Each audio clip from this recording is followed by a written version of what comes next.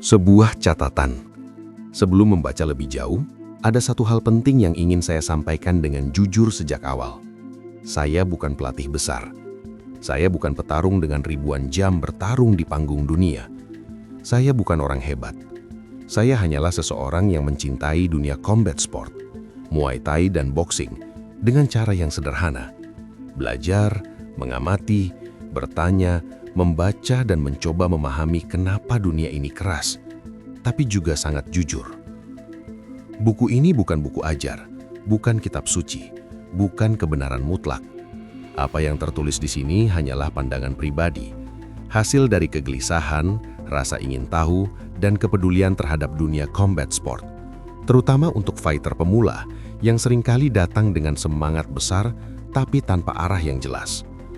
Saya menulis Kuda Hitam bukan untuk mengajarkan siapapun bagaimana bertarung. Saya menulisnya untuk mengajak berpikir tentang tubuh, tentang napas, tentang otak, tentang ego, tentang bagaimana menjadi fighter yang tidak hanya keras, tapi juga sadar. Banyak isi di buku ini lahir dari membaca jurnal, buku, riset sport science, mendengar cerita pelatih dan fighter, serta mengamati pola yang sering terulang di camp dan di ring. Jika ada yang terasa cocok, silahkan ambil.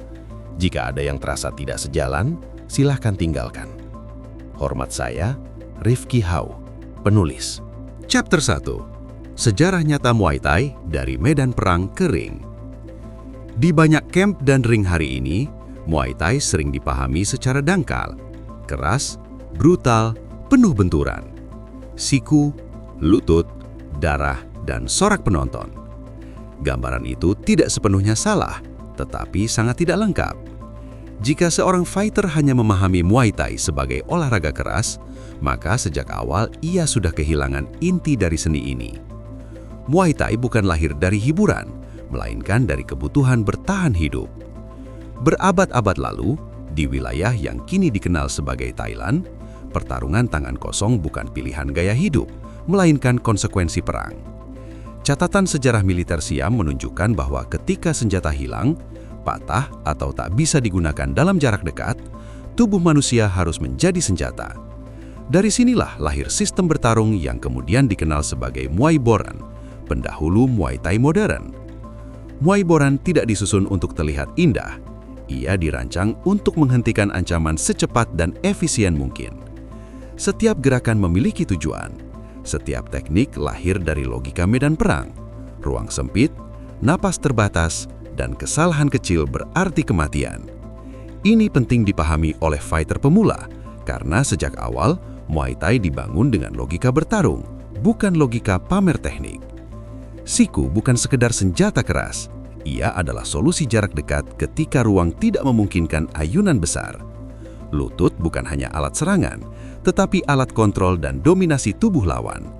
Clinch bukan adu tenaga semata, melainkan cara mengatur keseimbangan, napas, dan arah gerak musuh. Semua ini masuk akal jika kita melihat Muay Thai dari akar sejarahnya. Seiring waktu, ketika perang berubah dan kebutuhan sosial berkembang, sistem ini bertransformasi. Dari medan perang, Muay Thai masuk ke arena ritual, festival, dan akhirnya ring. Aturan mulai dibentuk. Sarung tangan menggantikan balutan kain keras. Durasi ronde ditentukan. Sistem penilaian dibuat. Transformasi ini penting, tetapi satu hal tidak berubah. Roh efisiensi dan kecerdasan bertarung tetap tertanam di dalamnya. Fighter pemula banyak keliru memahami Muay Thai modern. Mereka melihat versi ring hari ini, tetapi tidak memahami mengapa teknik-teknik itu ada. Akibatnya, latihan menjadi mekanis. Pukulan dilakukan karena diajarkan, bukan karena dipahami. Tendangan dilepaskan tanpa kesadaran jarak. Clinch dijalani sebagai adu kuat, bukan adu kendali. Padahal, jika kita kembali ke akar Muay Thai, seni ini selalu menuntut ketenangan di tengah kekacauan. Fighter yang panik di medan perang adalah prajurit yang mati cepat. Prinsip itu terbawa hingga hari ini. Fighter yang emosional boros tenaga dan tidak membaca situasi akan runtuh lebih cepat, bahkan jika ia lebih kuat secara fisik. Sejarah juga mencatat bahwa Muay Thai tidak pernah berdiri sendiri. Ia berkembang seiring pemahaman tubuh manusia. Meski istilah sport science belum dikenal saat itu, prakteknya sudah diterapkan secara intuitif. Petarung pengalaman tahu kapan harus menekan, kapan menahan, kapan bernapas, dan kapan memecah ritme. Mereka memahami tubuh mereka sendiri jauh sebelum jurnal fisiologi menuliskannya. Inilah pelajaran pertama yang harus dipahami fighter pemula. Muay Thai bukan tentang menjadi paling keras, tetapi menjadi paling tepat. Tepat jarak, tepat waktu, tepat energi, dan tepat keputusan. Keras tanpa arah hanya akan menghabiskan tubuh. Sebaliknya, kecerdasan bertarung memperpanjang umur karier dan bahkan umur hidup. Di ring modern, kita masih bisa melihat bayangan Muay Boran itu. Fighter yang tidak banyak bergerak, tetapi selalu berada di posisi aman. Fighter yang tidak selalu menyerang duluan, tetapi selalu siap merespons. Fighter yang tampak tenang, bahkan ketika tekanan datang. Mereka inilah yang mewarisi esensi Muay Thai sesungguhnya. Buku Kuda Hitam tidak akan mengajak pembaca untuk menjadi petarung yang paling ditakuti karena kebrutalan. Buku ini ditulis untuk membentuk fighter yang dipahami lawan sebagai ancaman cerdas. Dan semua itu harus dimulai dari pemahaman sejarah. Karena tanpa memahami asal-usulnya, seorang fighter hanya meniru bentuk, bukan menguasai makna. Pada halaman berikutnya, kita akan melihat bagaimana evolusi Muay Thai dari sistem perang ke olahraga modern membentuk cara bertarung hari ini. Dan mengapa banyak fighter pemula gagal berkembang karena memotong proses pemahaman ini terlalu cepat. Pagi itu, udara lembab, matahari belum tinggi, tapi keringat sudah mengalir di punggung para petarung. Di sudut camp, seorang fighter muda berdiri sambil mengatur napas. Tangannya gemetar ringan, not because he's weak, tapi karena tubuhnya belum sepenuhnya terbiasa dengan ritme latihan. Di hadapannya, pelatih hanya berkata singkat, "Tenang, lihat dulu. Jangan buru-buru." Kalimat itu sederhana, tapi mengandung inti Muay Thai yang sering hilang di zaman modern. Dulu di medan perang, tidak ada bel pembuka ronde, tidak ada wasit, tidak ada waktu istirahat 1 menit. Yang ada hanyalah napas sendiri, rasa sakit, dan keputusan cepat. Karena itu, petarung Siam belajar satu hal lebih dulu sebelum belajar menyerang, bertahan sambil membaca situasi. Mereka tidak bergerak tanpa alasan. Setiap langkah punya maksud. Setiap serangan adalah jawaban, bukan emosi. Ketika Muay Thai mulai masuk ke arena ritual dan pertunjukan rakyat, esensinya tetap sama. Para petarung utama memahami bahwa siapa yang lebih boros tenaga akan kalah lebih cepat. Dalam banyak catatan sejarah dan kisah turun-temurun, kemenangan jarang diraih oleh yang paling ganas di awal. Justru yang menang adalah mereka yang tetap bernapas rapi ketika lawan kacau. Transformasi besar terjadi ketika Muay Thai masuk ke era olahraga modern. Ring dibangun, aturan ditetapkan, ronde dibatasi, sarung tangan digunakan untuk melindungi tangan dan ironisnya membuat pukulan bisa dilontarkan lebih sering. Disinilah banyak orang mengira Muay Thai berubah, padahal yang berubah hanyalah wadahnya, bukan jiwanya. Di ring modern, seorang fighter masih dituntut melakukan hal yang sama seperti ratusan tahun lalu. Mengatur jarak, menjaga napas, membaca niat lawan. Bedanya, sekarang semua itu terjadi di bawah sorot lampu dan teriakan penonton. Tekanan mental jauh lebih besar. Dan disinilah banyak fighter pemula runtuh, bukan karena tekniknya kurang, tapi karena pikirannya penuh. Seorang fighter yang baru bertanding sering terlihat seperti ini. Bahu tegang, napas pendek, mata liar. Setiap gerakan lawan dianggap ancaman besar. Padahal petarung pengalaman melihat hal yang berbeda. Mereka melihat pola, mereka melihat kebiasaan. Mereka tahu bahwa satu tendangan yang meleset sering lebih berharga daripada 10 pukulan yang masuk. Karena dari situlah celah terbuka. Inilah alasan mengapa Muay Thai sejak awal tidak pernah memisahkan tubuh dan pikiran. Dalam konteks modern, kita menyebutnya sport science atau fight taekwondo. Dalam konteks lama, itu disebut bertahan hidup. Studi fisiologi olahraga hari ini menjelaskan apa yang dulu dipahami secara naluriah. Ketika napas tidak terkontrol, kadar oksigen ke otak menurun, keputusan menjadi lambat, emosi naik, gerakan jadi kasar, fighter mulai menyerang tanpa rencana. Di masa lalu, Kondisi ini berarti mati. Di ring hari ini artinya kalah atau cedera. Pelatih otoriter sering berkata, "Kalau napasmu rusak, pertarunganmu selesai." Kalimat itu bukan metafora, ia adalah fakta biologis. Paru-paru yang kuat bukan hanya soal stamina, tapi soal kejernihan pikiran. Fighter yang masih bisa berpikir jernih di tengah kelelahan adalah fighter yang mewarisi tradisi Muay Thai sejati. Di sudut camp tadi, fighter muda itu akhirnya masuk ring. Gerakannya belum sempurna, tendangannya belum keras, tapi ada satu hal yang benar. Ia tidak terburu-buru. Ia bergerak sedikit, bernapas dalam, dan menunggu. Pelatihnya mengangguk pelan, bukan karena tekniknya indah, tapi karena cara berpikirnya mulai terbentuk. Muay Thai tidak pernah meminta petarungnya untuk menjadi terburu-buru.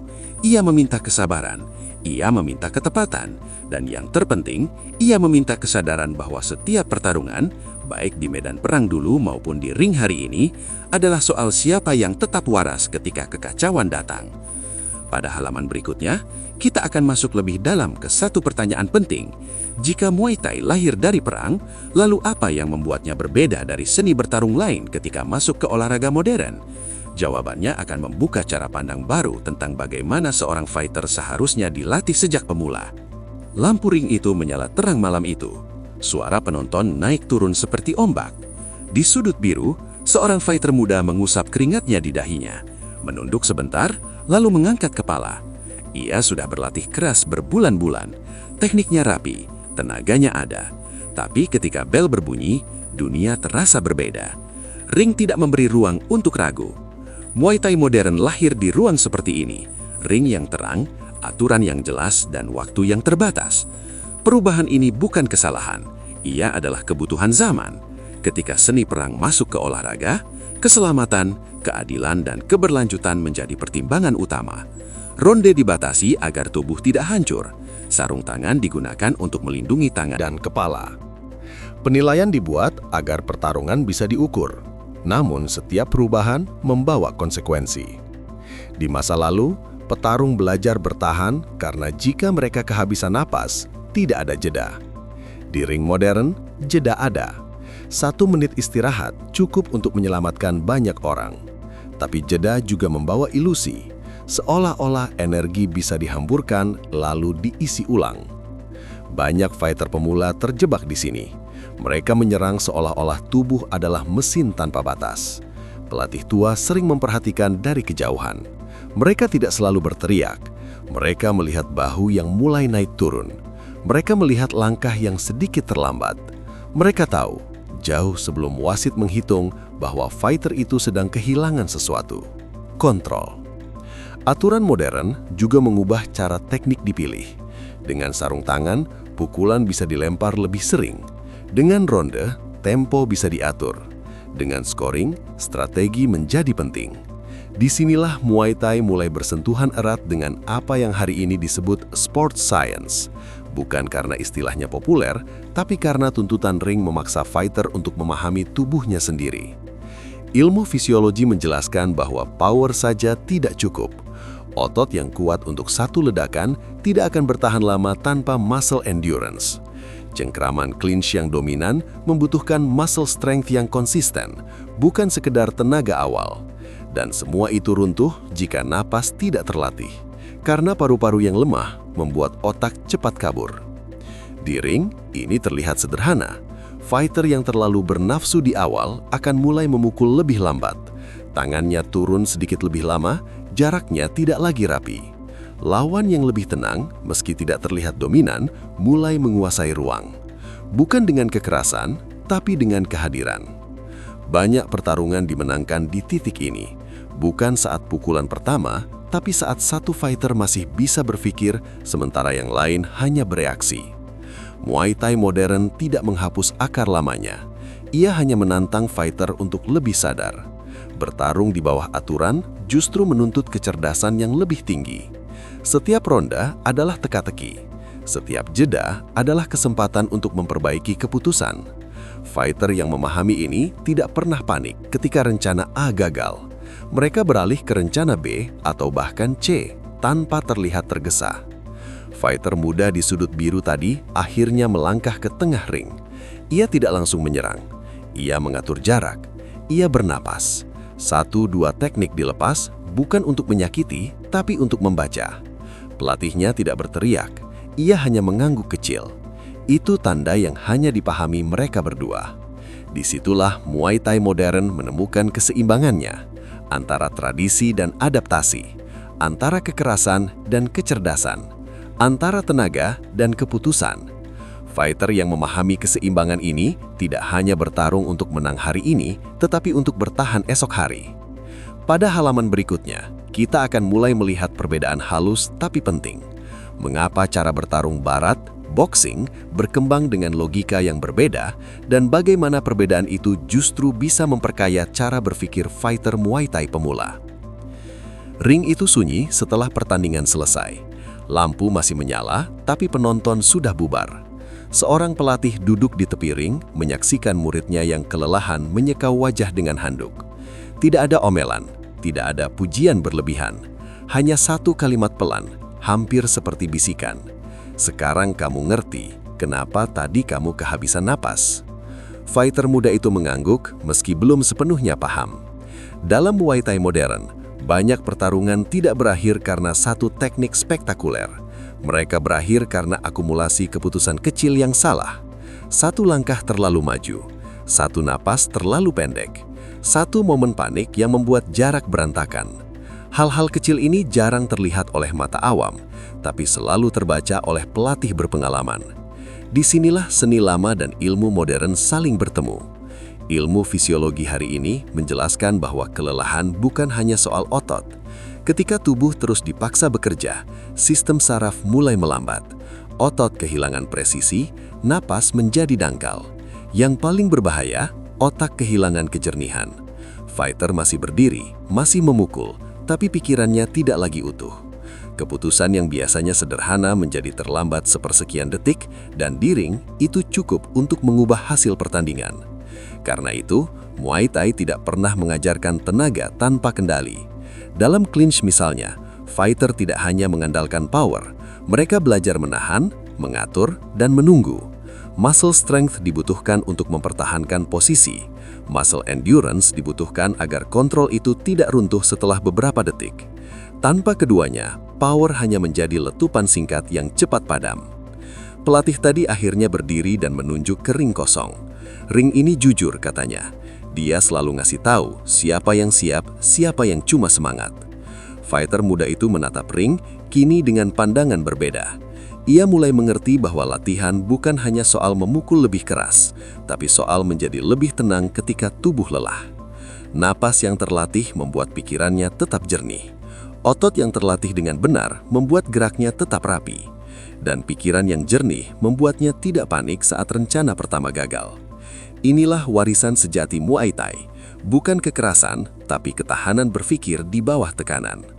Menariknya, ketika dunia barat mengembangkan sistem bertarungnya sendiri, boxing, pendekatan yang lahir memiliki roh yang mirip, meski jalannya berbeda.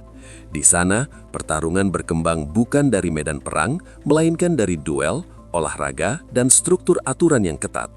Fokusnya bukan pada 8 senjata tubuh, melainkan pada jarak, timing, dan efisiensi pukulan. Pada bab berikutnya, kita akan masuk ke sejarah boxing. Kita akan melihat bagaimana seni bertarung barat membentuk fighter yang terlihat sederhana, tapi sangat berbahaya. Dan yang paling penting, kita akan mulai memahami mengapa menggabungkan cara berpikir Muay Thai dan boxing bisa membentuk fight IQ yang jauh lebih utuh bagi fighter pemula.